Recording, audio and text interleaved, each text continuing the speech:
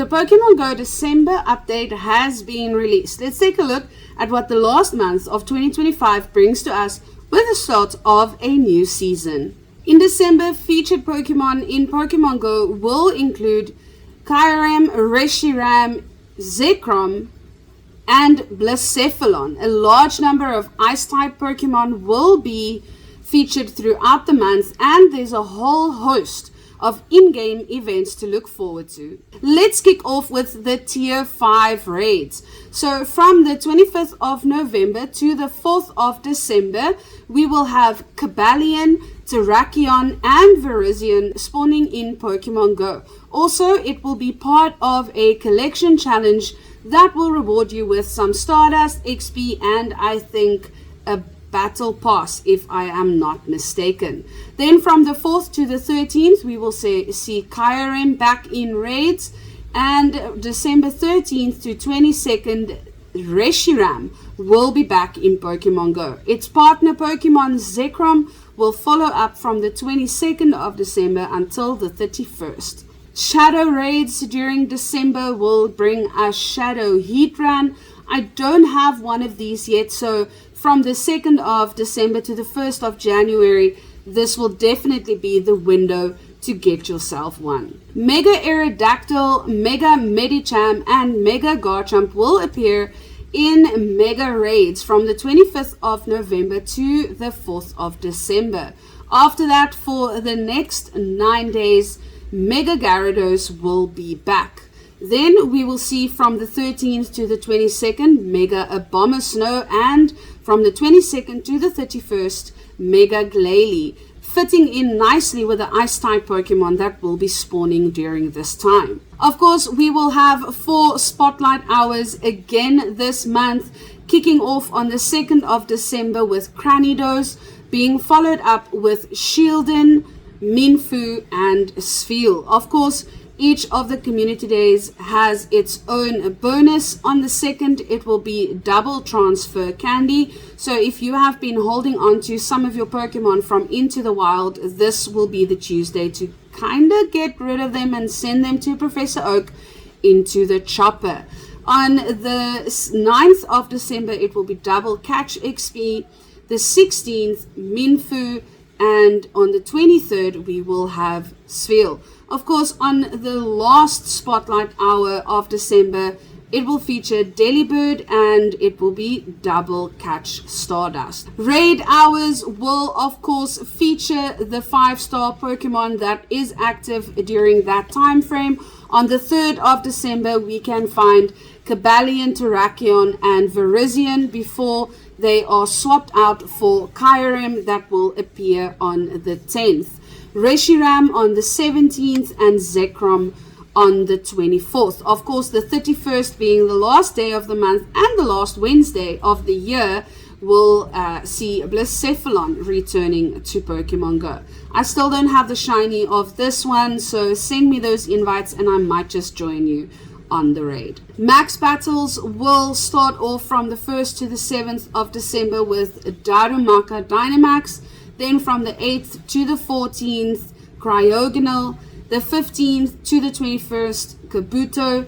22nd to the 28th, Spheal. And then from the 29th of December to the 4th of January, Omanyte.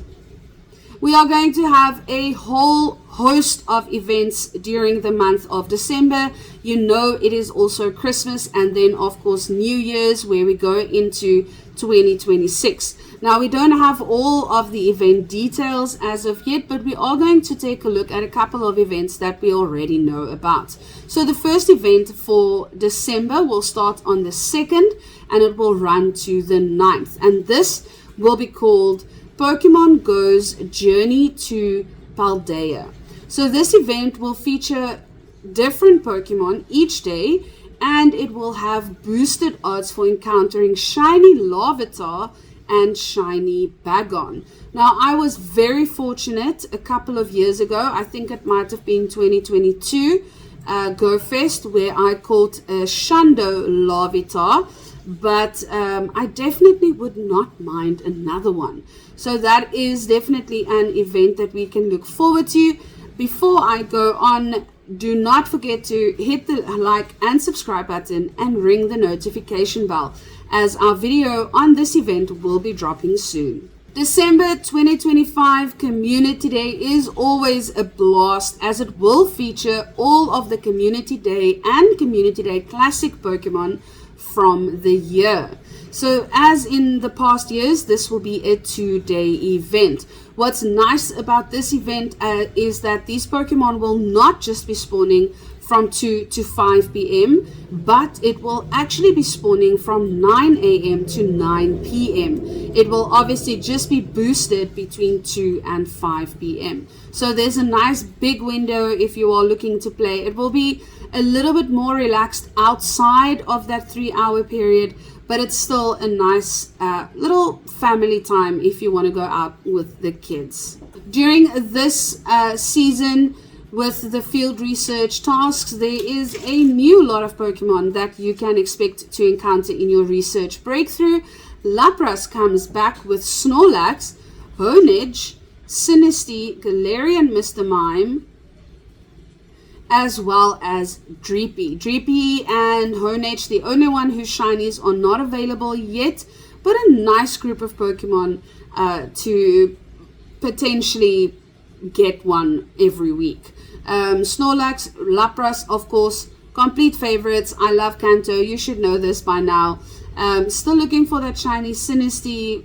Not keen on Mr. Mime. And yeah, still looking for a Hundo Dreepy, so I don't mind either of those. Some of the highlighted egg hatches you can expect will include in the 2-kilometer eggs, Cleffa, Smoochum, and Bergmite. 5-kilometer eggs, Ordino, Algem, and Snom. And in the 10-kilometer eggs, Tinkatink and Baldum. Of course, we also have the 7-kilometer eggs, your friendship eggs, and they will feature a Alolan Diglett, Galarian Stunfisk, and Galarian Zigzagoon.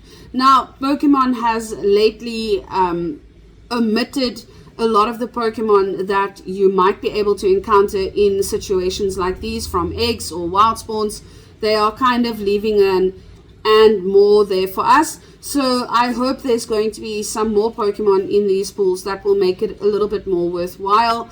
Baldum, of course, is always awesome, so I don't mind that. I need a good Snorm still, but not too much that would get me out there walking these eggs out. But in any case, of course, remember, if you complete a certain amount of kilometers each week, you can also encounter some eggs as rewards. If you get the 5-kilometer adventure sync eggs, you could expect to hatch Bonsley, Riolu, Archon, and more. 10-kilometer adventure sync eggs will include Baldum, Drampa, and Dreepy, and more. Now, Mateo can also gift you a 7-kilometer egg, and these could potentially give you Galarian Slowpoke, Hisuian Growlithe, and White Stripe Basculin. Sparky got a shiny White Stripe Basculin in one of the events this year. Can't remember which one it was, but yeah, so I'm pretty sure she's not bothered about this hatch. But in any case, this is perhaps something I can put on my to-do list, as we've recently started adventuring into these routes, and I haven't had space for an egg, so that's perhaps something that I should try next. As December is the first month of the season of Precious Paths, there is also a lot of things to look forward to.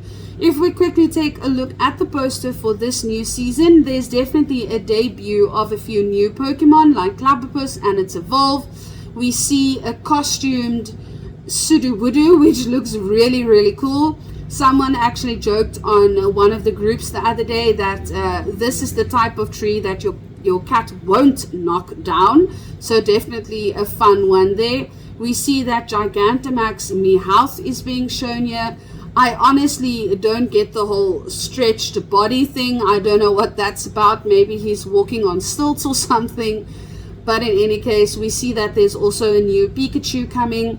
A new costumed Pikachu, I should say, and Hitmonlee is also being teased as a Dynamax Pokemon. So there's a lot to look forward to if you look at the poster for the new season. And don't forget, if you didn't do so already, hit the like and the subscribe button and ring the notification bell to be notified when we drop the video on the seasons.